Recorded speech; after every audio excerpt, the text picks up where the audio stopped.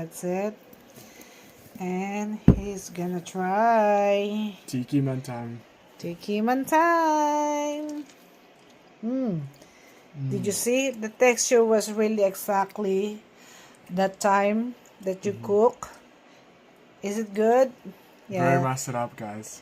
This is one of his favorite. Every time I cook this, he's always looking for the rest. But I always give to his uncle. He said, "Why did you give everything, mommy?" For watching, guys. Please try this recipe. Please like, share, and subscribe. Thank you. I'm gonna show you. This is what I use. This calls spare ribs. I don't know how did you call on your country, on your own language. And also, guys, you can also any meat, whatever you want. But for me, this is my ribs barbecue secret recipe. And then I'm gonna cut this in the middle. And I wash it first. It's up to you guys if you don't wash, but I always wash mine. And then after I wash my ribs, I'm gonna dry it. And I have here baking pan, the square one. It's depend how many you're gonna cook. And then I'm gonna put that inside the pan. Wash the ribs. I'm gonna wash my hand first. This is what the ingredients I use for my barbecue ribs, guys. But I'm gonna use this in the oven, okay? First, I'm gonna put the garlic powder. I use 1 teaspoon. I put 1 teaspoon of garlic powder, and I put 1/4 teaspoon of onion powder. Using Italian seasoning. Teaspoon, guys. Teaspoon paprika powder. 2 teaspoon of salt. The ribs that I use in here, it's 3.5 pounds, okay? And then I'm gonna use some black pepper. I guess I'm gonna use just 1/4 teaspoon, guys. If you have allergy on black pepper, you don't have to put it.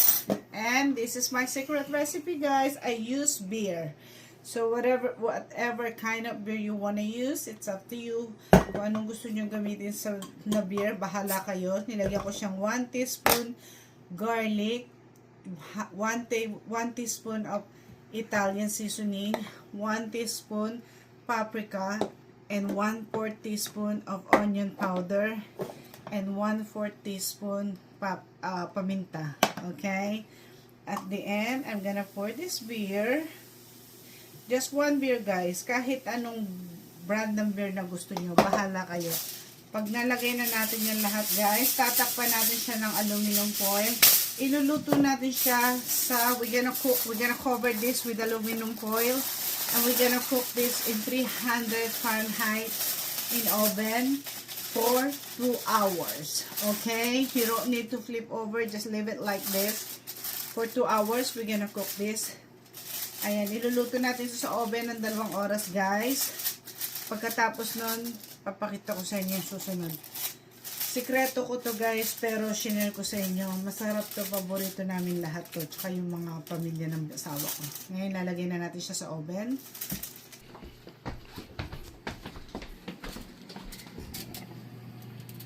Iluluto natin siya for 2 hours.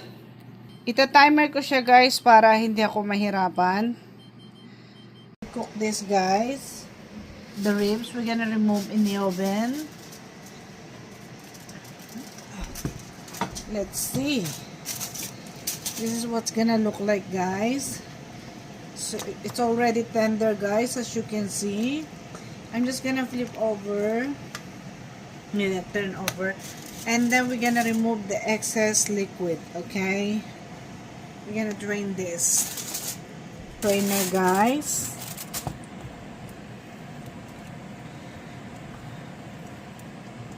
And then you can also drain. After we drain that, guys, we're gonna grill this, and also you can rest for 30 minutes until it cool it down, or 1 hour. It's depending on you, but me, I'm gonna cook right away on my grill pan. This is my stone grill pan. And I'm gonna drizzling some olive oil. I don't need to put any seasoning when I grill this. I'm just gonna put the olive oil. Hindi ko na kailangan pang rekaduhan o ano. Ayan, nilagay ko siya sa salaan guys. Pagkatapos ng 2 oras ko siyang binik. Yung buto-buto natin.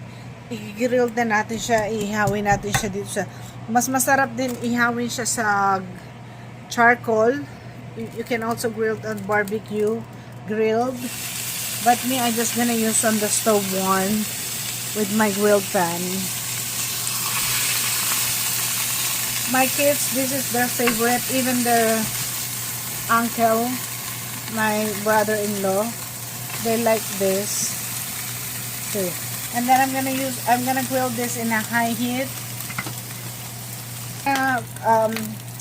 Grill this until it's a little bit crunchy, until light brown. It's just make sure to just look barbecue.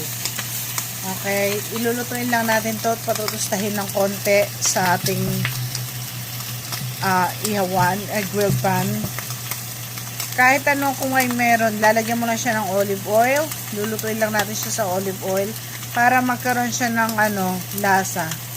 It helps to get more flavor. If you're gonna fry this on olive oil, you don't need to add any seasoning. Whatever we did earlier, it's done for the seasoning, okay? And I wanna get burned. Yes, as you can see, this is what we're gonna looking for. It's a little bit brown. I cook this in the oven for 2 hours in 300 Fahrenheit. And it's up to you guys. You can add salt if you need it, if you want more salty. But for me, this is good enough. And we're just gonna cook this like 5 minutes on the other side, 5 minutes to the other side. Until you see this kind of brown. You see? This. This is cooked good. And the olive oil hits help. That's it guys. What we're gonna do on this. Okay, this is cooked enough. We're gonna transfer to our tray. Okay, ito yung hinahanap mong kulay niya guys pag inihaw nyo. Dapat ganyan siya. Tapos lalagyan na natin siya ng barbecue sauce. You can put the barbecue sauce. You can buy any brand of barbecue sauce that you need, or else you can make your own. Whatever you feel to do it. Ayan na siya guys. Guys, you can just cut. You see the ribs? There's a bone on the side. It's easy to find the cut. I use always the scissor to cutting. Is that what you look like?